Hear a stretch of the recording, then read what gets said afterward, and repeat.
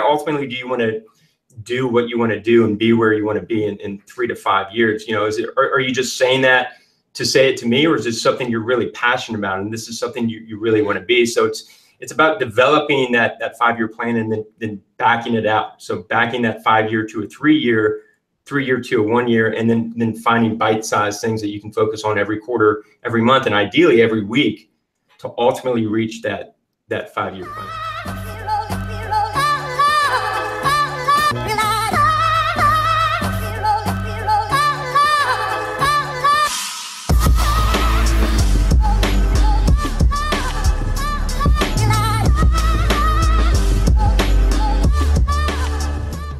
Hey everybody, this is Morgan J. Ingram here, host of the SDR Chronicles, bringing sales development practitioners, leaders, marketers, and sales professionals to give you advice on your sales development role and also as a sales professional and in leadership. And so today I have Dave from the list, Chief Revenue Officer, provides a lot of insight on a lot of different topics with sales development, sales, and sales leadership, with the plethora of knowledge that he's gained over the years. And the topic that we're going to go into today is how to develop a 5-year game plan. And so a lot of people start a job or are in their jobs now and have no idea what they're going to do. So Dave's going to talk about how he's gotten where he is today and the steps he's taken to get there. So without any further ado, I'm going to let Dave introduce himself further. We're going to dive into the topic of the day. Yeah, thanks, Morgan. Excited to be here. Good seeing you again, man. I want to start first. I want to actually give you some unsolicited props here. Tell the SDRs out there a little bit about how we first met.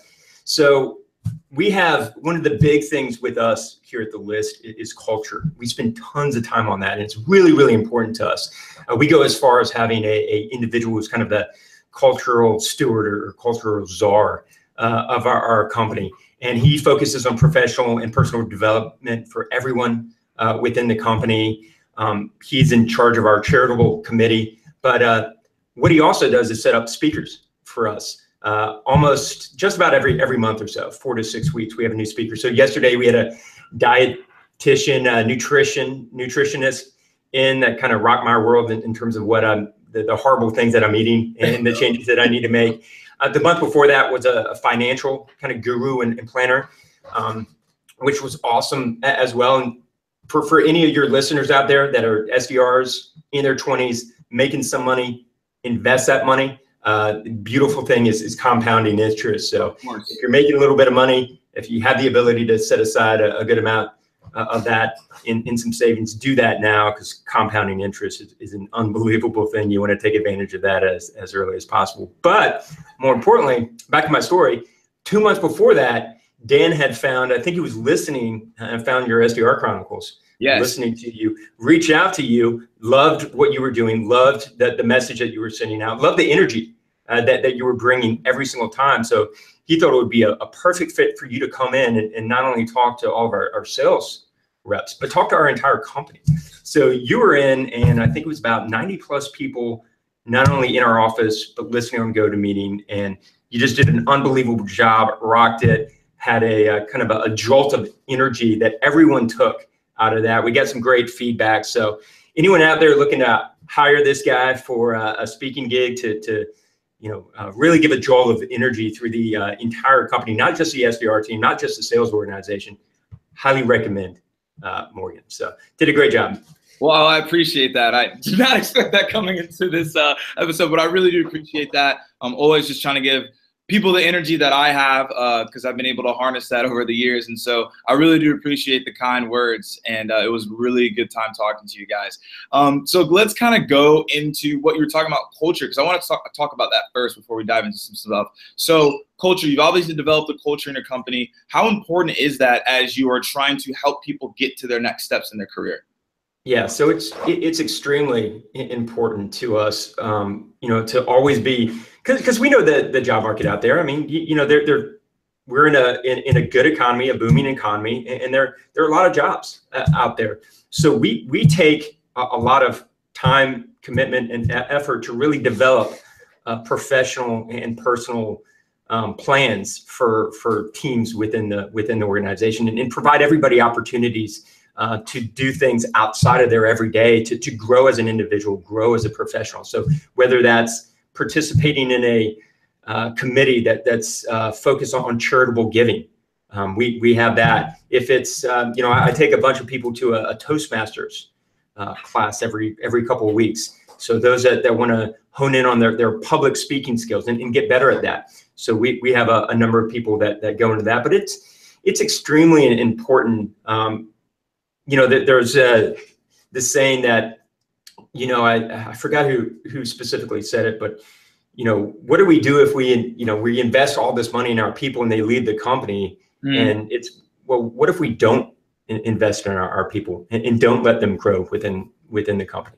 That's a little bit more scary. So we see culture and professional personal growth as a huge opportunity for us.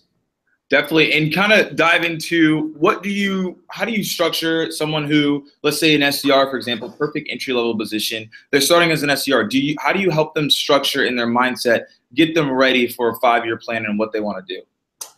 Yeah. So I don't take, I think that's a very personal thing, like a 5-year plan. So I'm not there talking to individuals saying, hey, you have to do a 5-year plan. Let me help you develop that plan, because it's very personal to the individual. So whether that's a certain monetary amount you want to make in a year or 3 years, or a position that you want to be in 3 to 5 years, it's very personal to that individual. So I encourage everyone to take some time themselves and write down that specific plan. But I don't necessarily help them with figuring out all the details related to that. I find that a lot of times that sometimes you overshoot what you can do in a year, but you really undershoot what you can do in 5 to 10 years. So right. like any other goal, if you're not putting together, if you're not controlling your own destiny, then someone else is, and someone else is putting goals there for you. So what I highly recommend is put together that 5-year plan. And then, like anything else, all your monthly goals, I'm sure, Morgan, that you have a daily goal that you're trying to hit, whether it's number of calls, number of meetings, set, anything like that. But break your 5-year plan into something very similar to that. Like, what am I going to do this quarter to help me develop professionally and personally to get me to where I want to be in 5 years? So whether that's, hey, man, I know I need to get better at public speaking, so I'm gonna go to more Toastmasters class, or I'm gonna do this, or I'm gonna do that. But it's really important to focus on that and to do that personally. And there's been a lot of studies of once you have that goal in place, do you tell everyone, or do you keep it a secret? And a lot of what I've been hearing and what I've been reading is that what you really want to do is just keep that inside, keep that to yourself, because there have been studies done that if you start communicating your goals to everyone, a lot of times you feel like you've already accomplished those goals.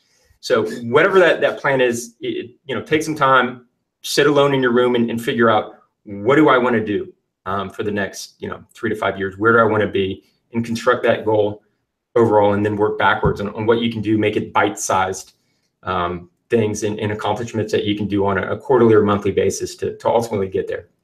And that's good that you broke it down like that. Before I dive into that, I have a question for you. So let's go into people that announce their goals. Like let's Conor McGregor, right? Like a Kobe Bryant, and people of that nature said, like, I'm going to be the best. Like, I'm going to dominate. Muhammad Ali.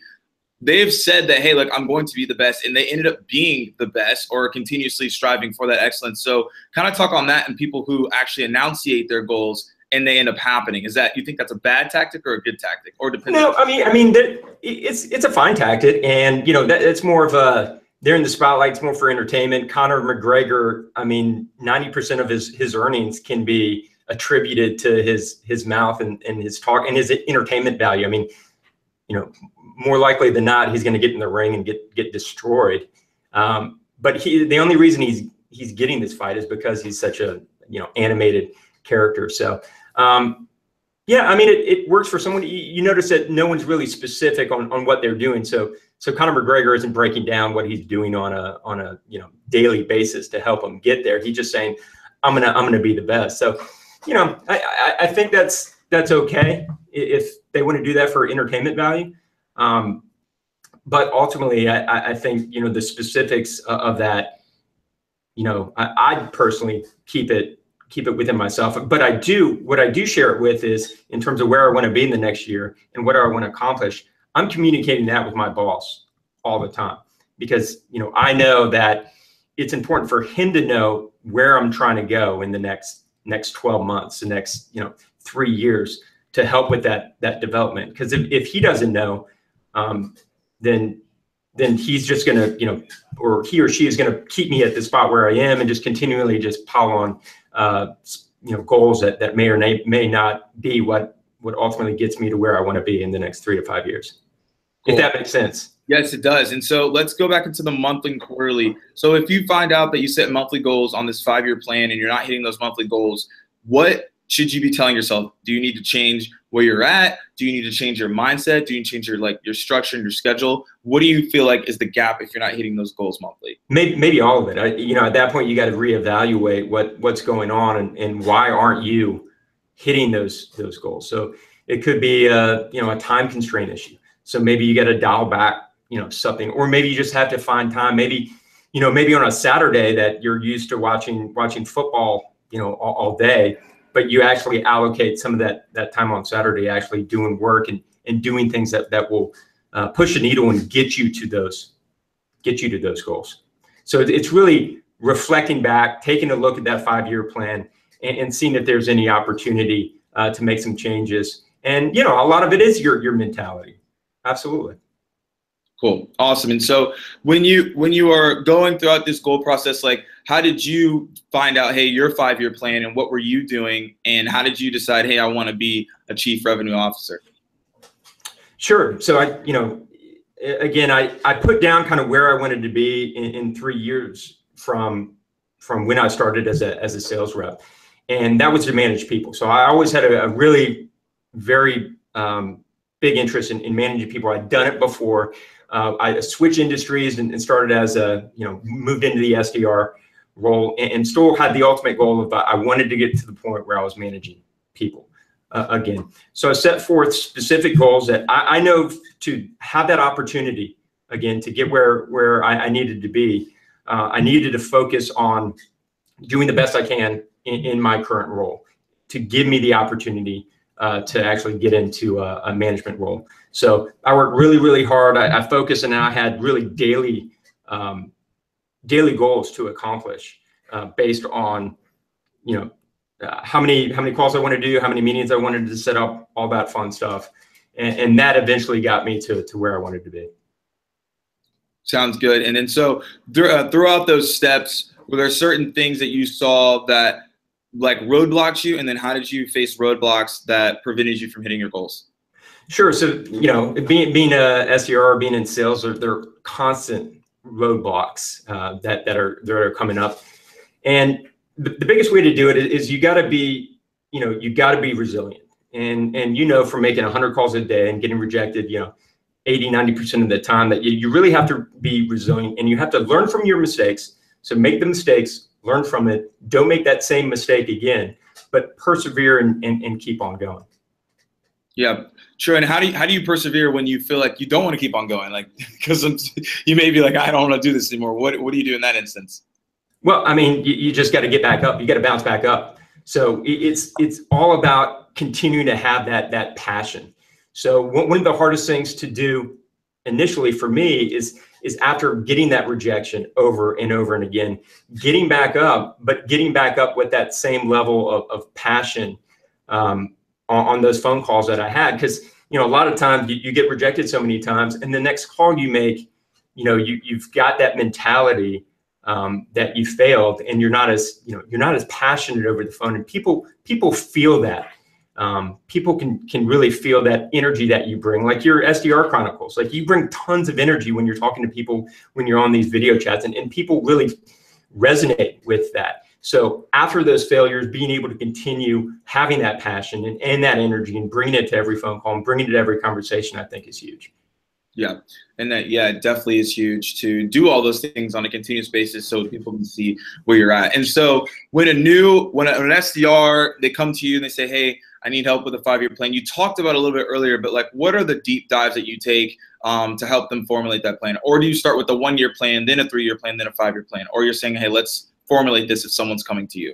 Sure. So it's really, I like to start with the 3 or 5 and kind of back it up from there. And, I ask a lot of questions. I'm like, if they're saying, hey, I want to be here, I want to be there, why ultimately do you want to do what you want to do and be where you want to be in 3 to 5 years? Are you just saying that to say it to me, or is this something you're really passionate about and this is something you really want to be? So it's about developing that 5-year plan and then backing it out. So backing that 5-year to a 3-year, 3-year to a 1-year, and then finding bite-sized things that you can focus on every quarter, every month, and ideally every week to ultimately reach that 5-year plan. Yeah. And for, if you need advice with that 5-year plan, do you believe in continuously connecting people? What do you encourage people to do to make sure that they're aligning themselves in the right way to hit the plan? Right. So one of the things I ask everyone is, so what are you doing outside of work? And yes, the list is trying to provide tons of opportunity for professional and personal development and growth. But outside of that, what are you doing to hit these goals? What are you doing to get better? Do you have a mentor? Are you taking classes outside of work? Are you reading, about various things that you're interested in? Are you taking public speaking courses? That's something where you think you want to improve on. So really figuring out what they're doing just outside of what we're providing as a company. And that really will show me how passionate they truly are about getting to where they want to do, or getting to where they want to go ultimately. Cool. So you say the more proactive someone is towards that, the more they're showing you, hey, this is what I really want. Sure. Yeah, absolutely. So, if you say, hey, Dave, I really need a mentor and I need to get better at that. And I need to get better at this. The first question I ask, so what are you doing outside of work right now to get you to that point? Have you gone to, any type of networking event? Have you tried to reach out to someone for a mentor, that sort of thing? So I want to make sure that they're doing something proactive on their end outside of what we're providing on the work. And then I'll be more apt to really work with that individual on what we can do internally to help them get there. Yeah, so it has to be an internal and an external effort to combine all that together. Oh, it has to. It absolutely has to. As much as we want to provide as many professional and personal opportunities for everyone here, we can't do everything for them. So it's really important that you find out, once you do solidify that 3 or 5-year plan, what I need to do outside of work and outside of what we're providing to get you there. So it's extremely important that you take initiative on your own to get this stuff done. Yeah, and I think that's a really big point right there, because a lot of people initially don't take the initiative when they really need to get to that next level, but they think everything's gonna be like, hey, here you go, and it's never like that. Yeah, and it's really, one of the big things is stepping outside of your comfort zone. I know a lot of people struggle with that, but that's where the growth occurs. I mean, you know that, Morgan. So I challenge everyone that once a week, do something, anything to get outside of that comfort zone and put yourself in a really uncomfortable position, because that's where you really start to grow. So I know that can be tough, but whatever it is, whatever makes you uncomfortable, try it, and then you'll get to the point where that, yes, I'm uncomfortable, but I know I'm growing and I'm learning from it. So I challenge everyone out there, figure out one thing to do every single week to put you in that uncomfortable position and to really grow. There you go, Dave's challenge. There you go. You guys got to exactly. So I see that there's a whiteboard behind you. I'm guessing that's where most of your goals go.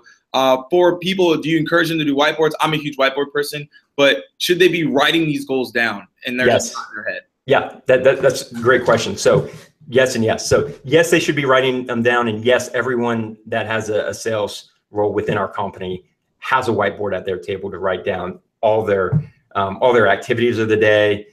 So one of the things we're very transparent as a company in terms of goals.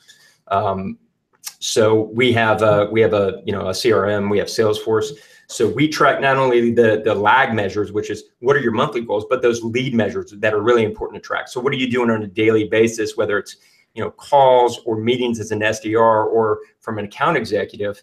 How many opportunities are you creating? How many demos are you creating? So yeah, so if you can see, I've got my Always Be Hustling T-shirt up there. I like that. And then all the kind of annual goals as well as our monthly target. Yeah, I put up there. So not only for me, but for anyone that walks in my office knows exactly what our goals are. So I think it's extremely important to have those written down. So it's a focus of yours every single day. Awesome. Well, Dave, you've brought so much insight on just how to really set your goals and get yourself ready for the future from someone who has accomplished a lot thus far. So one last question I ask every single guest that comes on the show. What is the number one piece of advice that you give to SDRs as they enter into their new role? Sure. So that's a great question. I guess number one piece of advice is don't be afraid to take initiative and ask really good questions. There's, that the individuals I see that I hire right out of the gate, those that take, and have a really high initiative right out of the gate, those are ones that always tend to be the most successful. So those are asking a ton of questions, willing to learn new things and maybe kind of question some of the things that we're doing currently. I think so. Don't be afraid to take that initiative. Ask a lot of good questions, and that would be my biggest piece of advice. Awesome, Dave. Well, thank you so much for hopping on the SDR Chronicles today. Keep dialing, as I always say, guys, and see you guys soon. Thanks, man.